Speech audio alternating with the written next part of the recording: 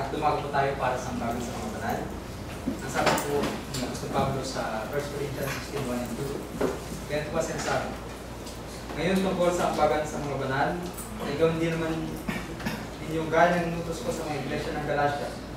Tuwing unang araw ng Sanlinggo, ang bawat isa sa inyo ay magbukod at magsimpan ayon sa kanyang iniginhawa upang huwag na gumawa ng mga ambagan sa pagpalit.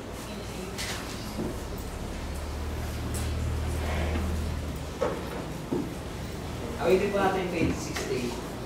1 and 2 lang po yun. 1 and 4 lang po yun.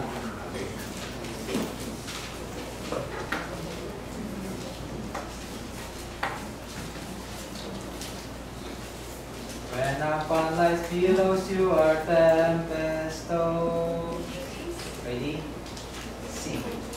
When upon life's billows you are tempest-tossed. When you are discouraged thinking all is lost. Count your many blessings, take them one by one. And in full surprise you what the Lord has done.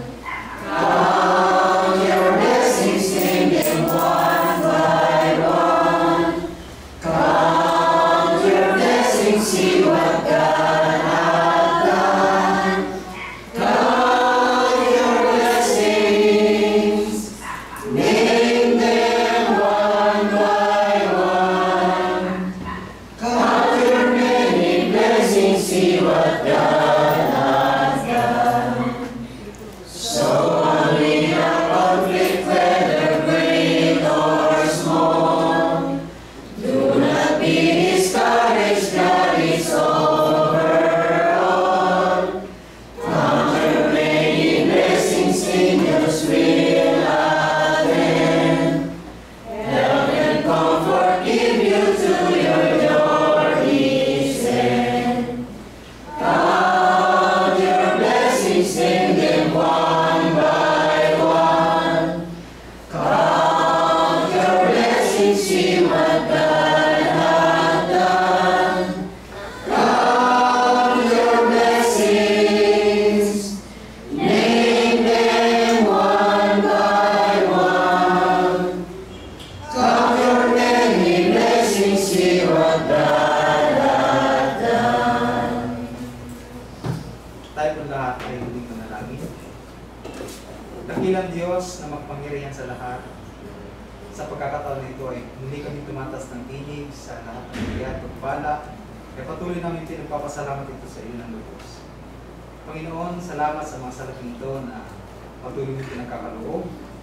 Hiling namin, Ama, na patuloy mo pagpalain at pagpasahan ng mga salaping ito na magamit ng ibang mga kapatid na nangangailangan pinansyal at makatulong din naman sa ibang mga lokal na nangangailangan. Panginoon Diyos, patuloy mong gabayan ang bawat isa sa amin, sa lahat ng aming mga trabaho, at patuloy na pagkaloob ang kalakasan ng aming mga pisikal na katawan upang magampanan ang pang-araw-araw na tungkulin. Gabayan mo kami, Panginoon Diyos, sa lahat ng pagkakataon at ingatan sa magdaraan na isang linggo muli. Maraming salamat, Panginoon Diyos, sa buhay ito, sa mga salaping ito. Ang lahat ng ito aming pinagpapasalamat sa tanging pangalan ni Jesus. Amen.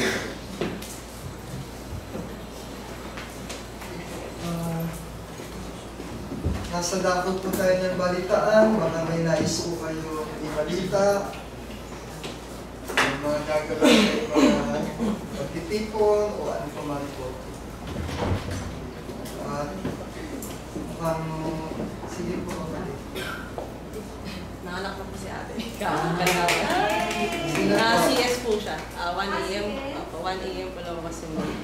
Bali, nung hapon po kasi nag-BBP na tumataas po yung BP. So, pinag-stay na po si ate sa hospital ng gabi ng Friday. Tapos, nag-decide po yung OB na may CS na siya. Well, CS naman po talaga yung plan. So, yun po. 1 AM po lumabas. Saan po siya South City po sa May Molino.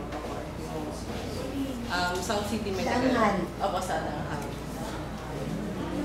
Kung meron po tayong panahon at alawin, kung di man po sa hospital, kahit man lang sa bahay, kahit lang yung bahay. Okay po. at least maalis na silang mag-ina. May mga kapatid po ba tayo may sakit o may mga kailangan ng kalagdagang panalangin o ano? Wala na po ay sama-sama na po tayong umawit ng panghuli at pangwakas natin para sa ating pansamantalang paghiwa-hiwalay at pangunahan po ang ating panalangin. Sa bilang number 27 po.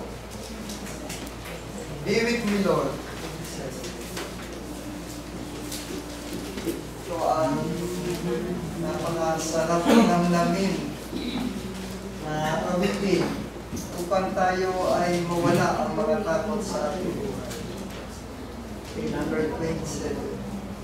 Be with me, Lord, I cannot live without thee. Ready? Sing.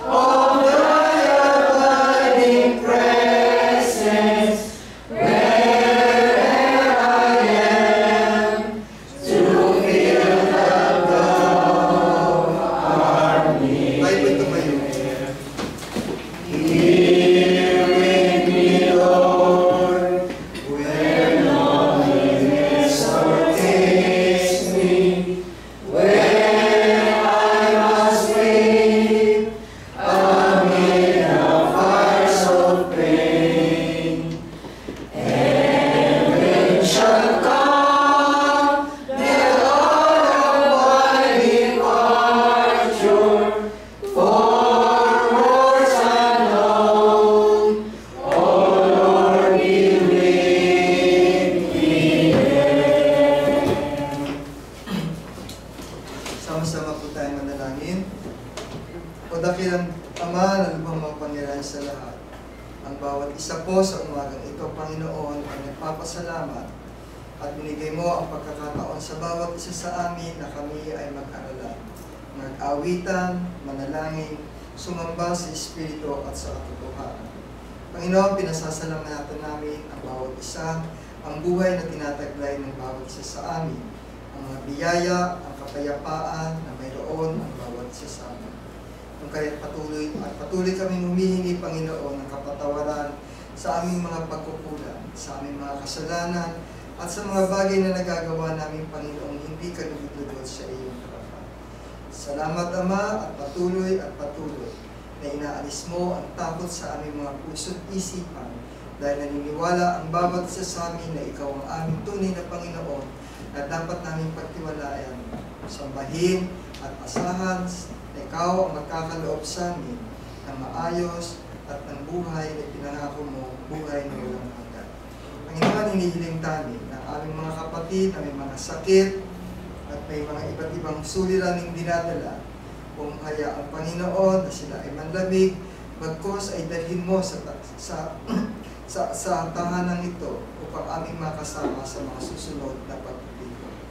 Hiningi namin, Panginoon, ang iyong blessing at ang iyong gabay na sana ay maging ligtas ang bawat isa sa amin sa aming mga paroroonan hanggang sa aming pag-uwi. Samahan mo kami sa mga susunod na linggo, sa aming mga gawain, sa aming mga hanap buhay, sa aming pakikisalamuha sa iba't ibang mga tao at sa iba't ibang mga elemento sa mundong ito. Diyos Ama, kami humihingi sa iyo ng lakas ng loob at panging ikaw ang magbibigay nito sa amin. Ang natin ito'y aming nihilin sa ng mga bagay na hindi kaya sambitin ng aming mga labi sa pangalan lamang po ni Kristo Jesus na aming tagapagligtas. Mula ngayon at magpakilang pa. Amen. Gandang umaga po sa mga